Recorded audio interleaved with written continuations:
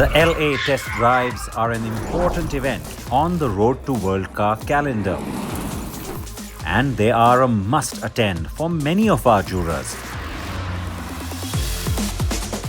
The 2025 awards have several impressive nominees across categories, and many of them made it to LA.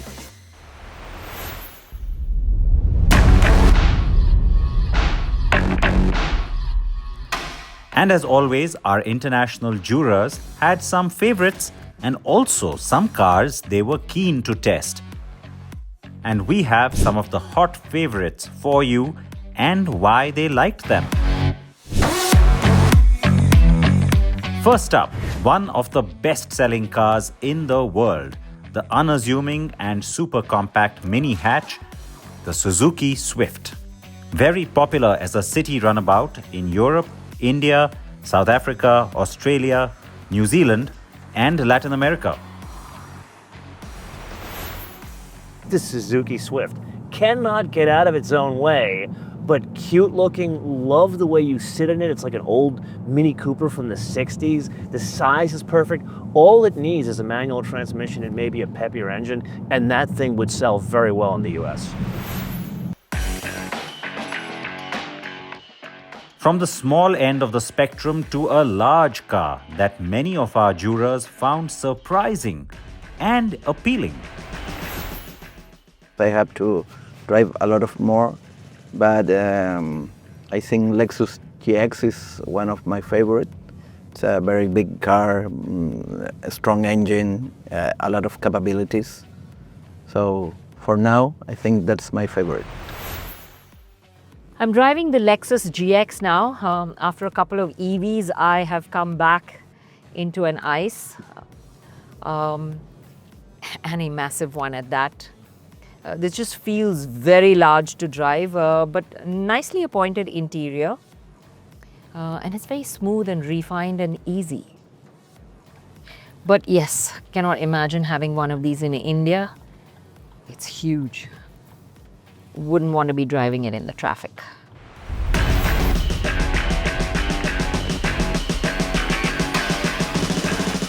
If the Lexus GX was liked for its luxury quotient, the raw performance of some of the others also got the juices flowing, like the beautiful in blue new plug-in hybrid beast from Bentley, the Continental GT Speed, and the Mercedes-AMG CLE 53 with its ride control and rear axle steering.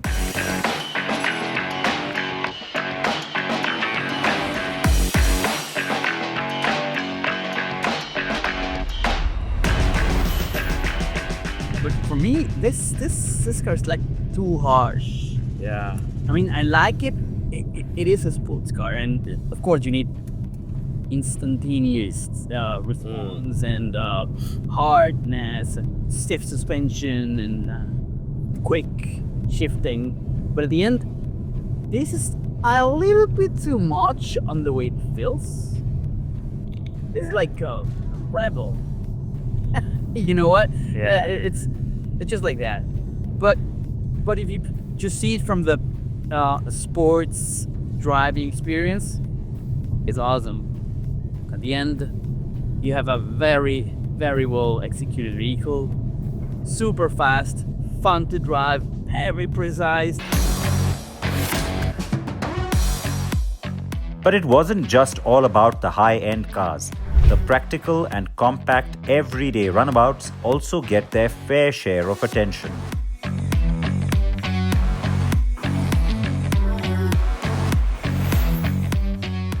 I'm driving the Mini Countryman, which has been completely redesigned for 2025. And I got into it in the parking lot, in the parking garage, and I'm so glad that I did because it's quite the light show. It's really beautiful. It's the largest Mini that they've ever built. It's taller, it has more interior space, and they actually call it the Mini for families because it's designed to have ample seating in the back seat and then also a lot of storage space. So lots of room for backpacks and strollers or golf clubs or whatever it is that you need to carry with you, which is a nice detail and perfect for either family life or American life. because we always have a lot of stuff that we carry with us. I'm excited to take it out on the highway and feel what it really feels like to drive it, but the interior look and feel of it is quite stunning. Possibly the most in-demand car for our jurors was also the smallest. The Hyundai Inster had been flown in from Korea, where it is known as the Casper Electric. This is the latest EV from Hyundai and destined for many markets, but not the US, which explains all the interest it got here. So I always look, when I come to these events, I always look for the cars that I have never driven, the cars that look different. So in that case, my favorite today has been the Hyundai Inster, the little compact electric car, which is up for Urban Car of the Year, one of the different categories that we have here. I also like, because I've taken a good interest in Chinese cars, I like the Geely Starray that I drove yesterday. It's based on the Volvo platform. You know, Geely, it's owned by, Geely owns Volvo, and they have developed their own brand, so it's really, really a good car too. Now this one, the EX90, which is also part of the same group, I think this is one of the best electric SUVs now in the market. They've done a lot of excellent job. They've done an excellent job with the exterior design, the technology, the materials. I mean, it's a Volvo first, and then it's an electric SUV. The Volvo EX90 was also getting a lot of drives because this has been a long-awaited model and the one which gets a lot of curiosity going as a result.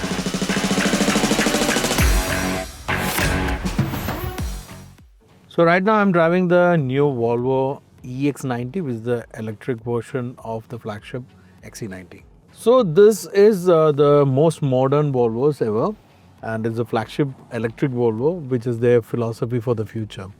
And you know, Volvo is known for their safety and their engineering. And you can see this car comes with the latest ADAS features with LiDAR and radar. As well as the design is an evolution of what XC90 was. And then there are the other electric flagships that all our jurors don't necessarily get access to as easily. This one was also specially flown in for our jurors. This year, my favorite car amongst the contestants in the World Car of the Year is the ID Buzz. You know, this is a van actually, and it kind of always has been a unique model that everybody loves because it comes up with feelings of nostalgia, going out with family, camping, community. It's just incredible. And to see the modern version and to still see the DNA of the old version is amazing. A lot of people try and come up with new models and they don't look anything like the original. And but the ID Buzz, it does. Like, I feel really good in it. And finally, another car that gets the very same reaction and demand everywhere it goes. And it is another electric. It is another flagship too. And it is also a legacy model, the electric G Wagon from Mercedes. A G-Class or a G Wagon is always a car that just gets you excited, that gets a lot of emotion going. But this one is the electric G. Yes, it's the one that, like I said, many of us have talked about for a while. Can't wait to get it on the road.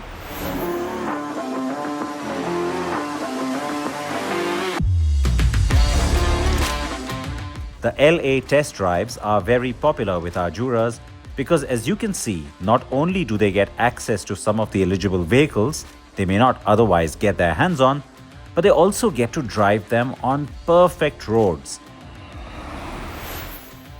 The steering committee is very excited that we get to do this as like an annual tradition.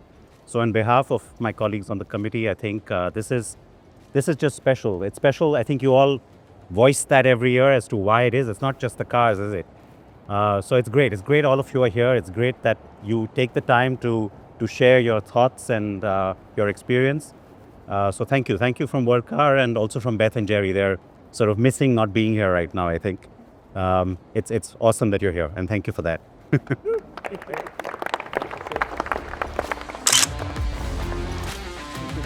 The road to World Car continues with the first round of voting underway. Look out for the first cut or the finalists in January. And also, meanwhile, follow all the action on our social media channels.